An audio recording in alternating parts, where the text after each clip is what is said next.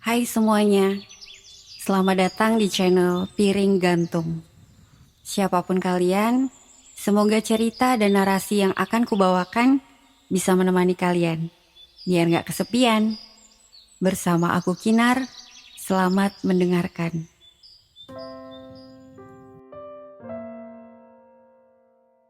Ini kisahku, kisah yang aku mulai puluhan tahun yang lalu. Sungguh sudah sangat biasa pada zaman itu, menjadi perempuan yang tidak bersekolah. Cukup bisa menghitung uang, tak perlu bisa membaca, menulis, atau bahkan memahami sains untuk bisa dilepaskan ke dunia yang sesungguhnya. Asal bisa menyapu, mencuci, dan mengerjakan pekerjaan rumah lainnya, seorang perempuan sudah bisa mencari, paling tidak isi perutnya sendiri. Pun aku terlahir di keluarga buruh tani. Ya, hanya buruh. Kedua orang tuaku bekerja untuk mengerjakan sawah-sawah orang kaya. Mereka akan berangkat pagi-pagi buta, membawa cangkul dan ganco untuk memeras keringat, mencari kepingan rupiah demi menukarnya dengan beberapa kilo beras. Mereka akan berangkat pagi-pagi buta, meninggalkan sepiring nasi bertabur sejumput garam, cukup untuk sarapan pagi anak perempuan satu-satunya. Pada usia balikku, orang tuaku mulai repot mencarikanku pekerjaan. Ya, di rumah itulah aku bertemu dengannya. Sahid, laki-laki muda putra Pak Lurah. Di rumah itu ia tinggal sebagai putra kesayangan, satu-satunya anak laki-laki yang ikut berjajar dengan deretan 3 anak perempuan di dalam foto keluarga. Jari-jarinya panjang dan indah, dengan kuku-kuku yang selalu bersih dan semu kemerahan. Rambutnya hitam dan selalu rapi tersisir. Badannya tegap dan tinggi. Benar-benar terlihat dia dibesarkan dengan cukup gizi dan perawatan dari kedua orang tuanya. Gigi-giginya rapi dan utuh, terlihat sehat. Aku memandangnya malu-malu. Aku tak pernah bertanya berapa usianya. Mungkin kami seumuran. Sering aku mencuri-curi untuk sekilas melirik ke arahnya ketika aku sedang mengepel lantai atau menyapu di ruang tengah.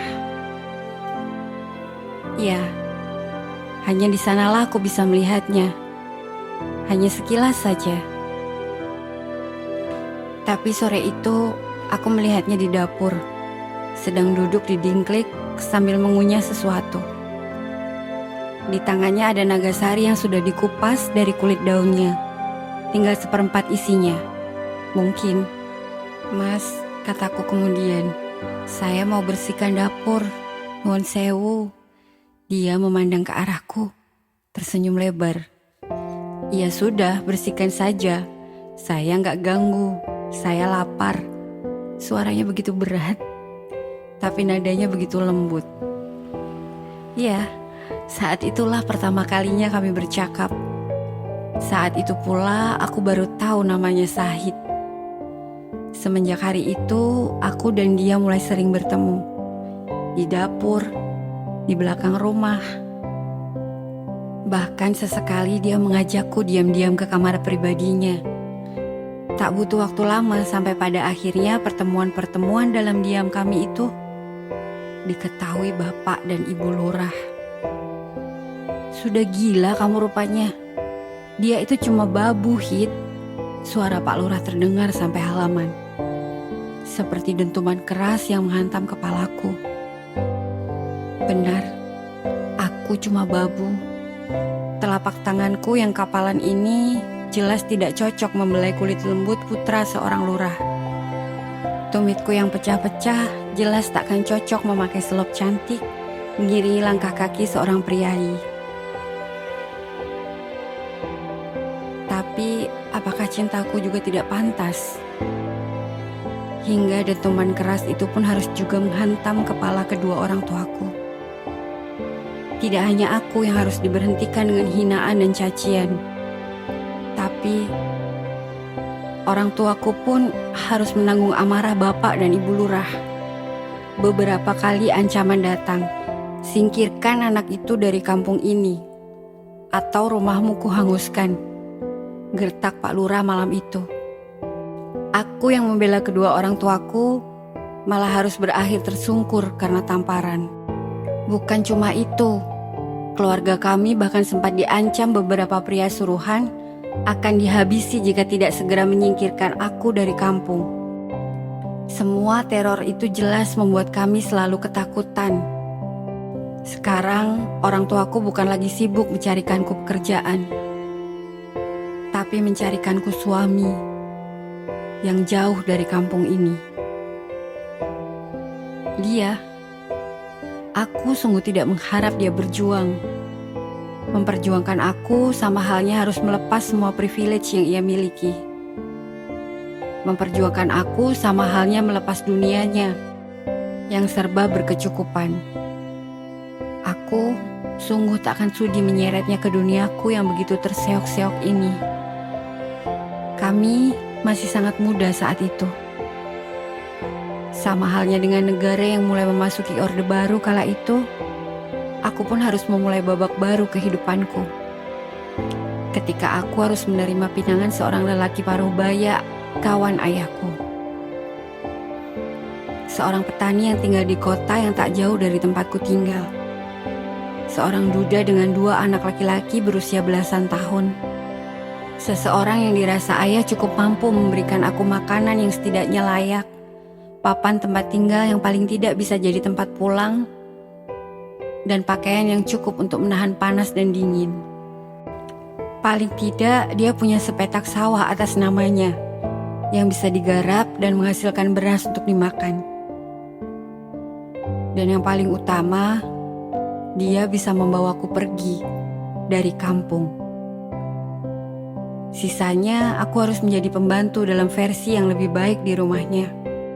Mengerjakan pekerjaan rumah, ditambah menyiapkan segala keperluan 2 anak laki-lakinya yang kurasa umurnya tak begitu jauh dariku.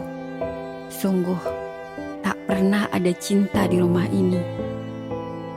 Aku dan semua yang aku lakukan untuknya dan anak-anaknya tak lebih hanya sebuah tanggung jawab sebagai istri dan ibu sambung yang berbayar makan, pakaian, dan tempatku tinggal.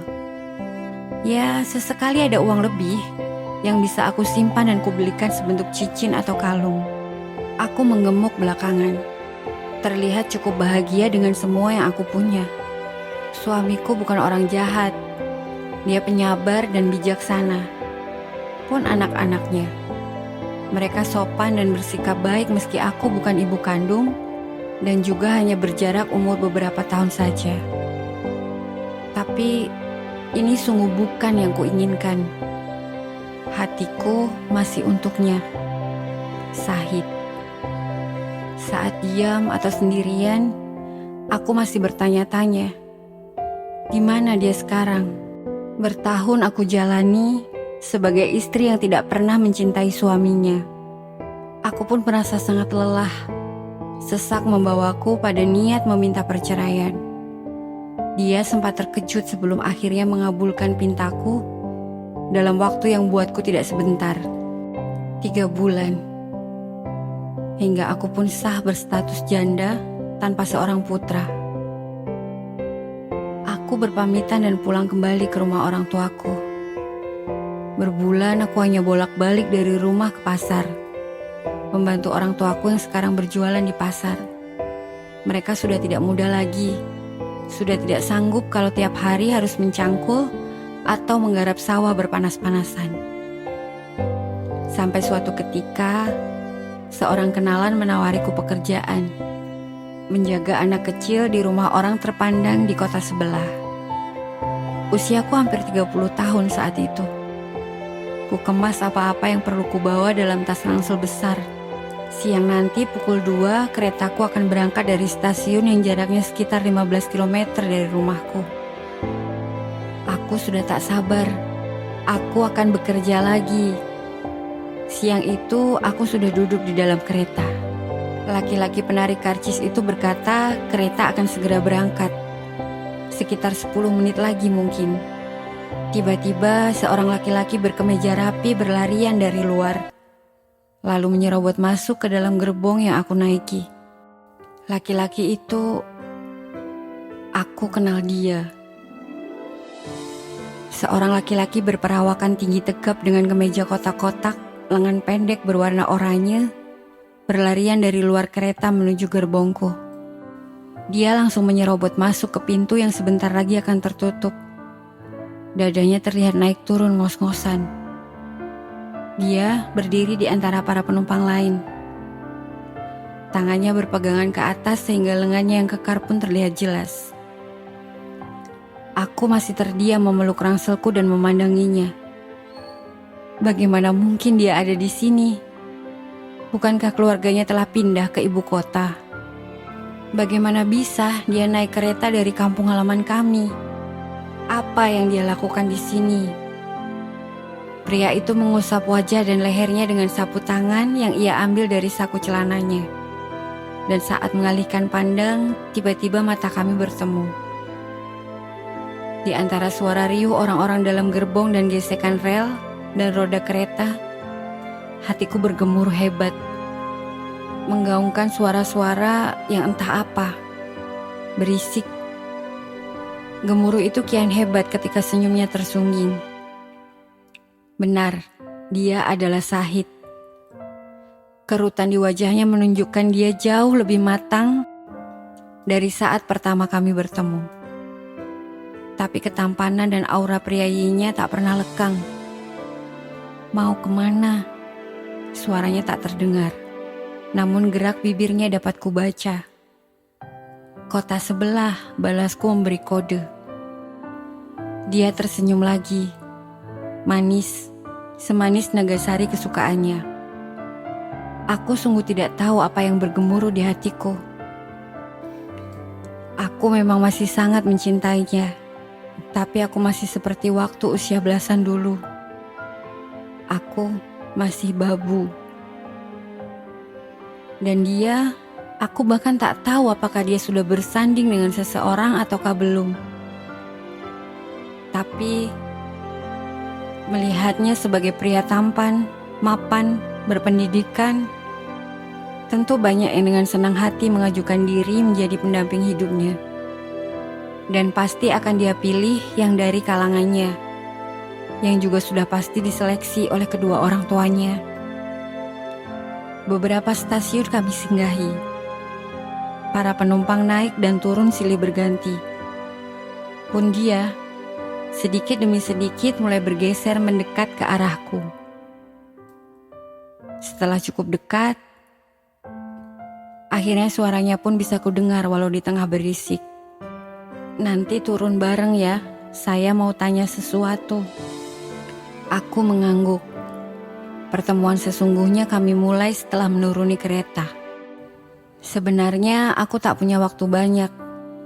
Hanya beberapa menit sebelum suruhan calon majikanku datang menjemput. Tanya apa? Kataku memulai percakapan bahkan baru beberapa langkah dari pintu kereta. Dia menatapku sebentar. Kamu sudah menceraikannya? Aku terdiam. Ayo kita mulai lagi dari awal, lanjutnya lagi. Dia mengambil selembar Rp1.000 dan sebuah pulpen dari saku kemejanya. Menuliskan beberapa angka di uang itu, kemudian menyerahkannya padaku. Saya tidak punya waktu. Sebentar lagi kereta akan jalan lagi. Telepon saya ketika kamu siap. Kita akan bicara banyak. Dan langkah apa yang akan saya ambil selanjutnya tergantung pada apa yang akan kita obrolkan nanti. Lalu dia berlari lagi, masuk ke kereta dan kemudian hilang di telan kerumunan. Berbulan setelahnya, aku bahkan tak bisa menghapus kenangan kereta yang cuma sebentar itu. Baru pukul 7. Anak yang aku asuh sudah bersama orang tuanya. Aku menuju kamarku dan meraih tas rangselku. Perlahan ku ambil selembar Rp1.000 yang ia berikan waktu itu. Kupandangi sebentar sebelum tergopoh-gopoh ku bawa ke majikanku di ruang tengah.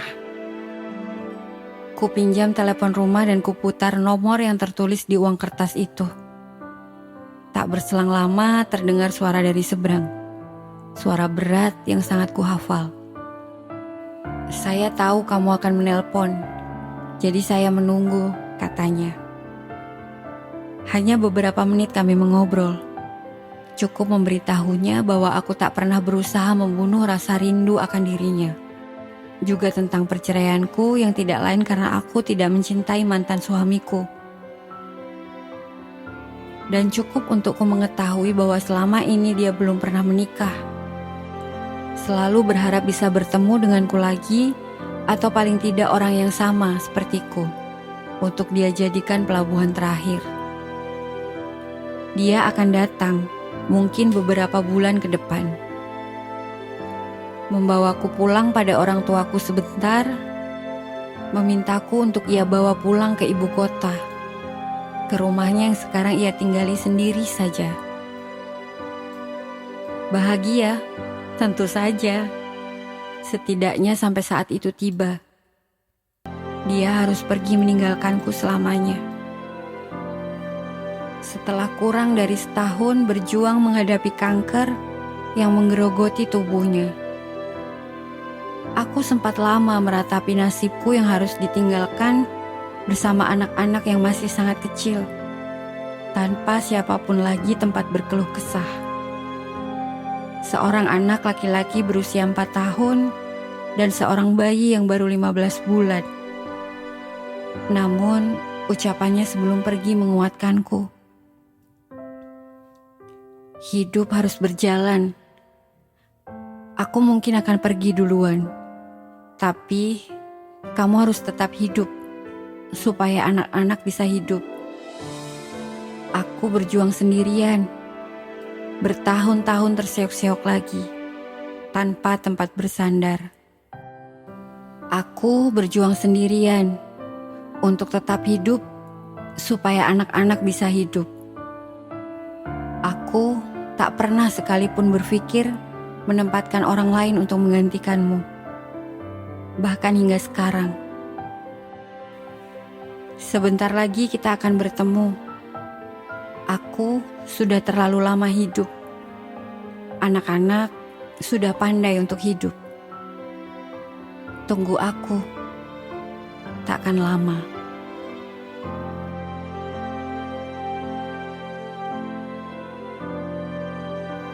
Terima kasih sudah mendengar sampai di menit ini. Aku harap kalian mau meluangkan waktu kalian untuk like, subscribe, dan mengisi kolom komentar. Dan aku juga mau bilang, kalau kalian punya cerita yang mau dibacain di sini, kalian bisa kirim cerita kalian lewat email yang ada di deskripsi. Sampai jumpa.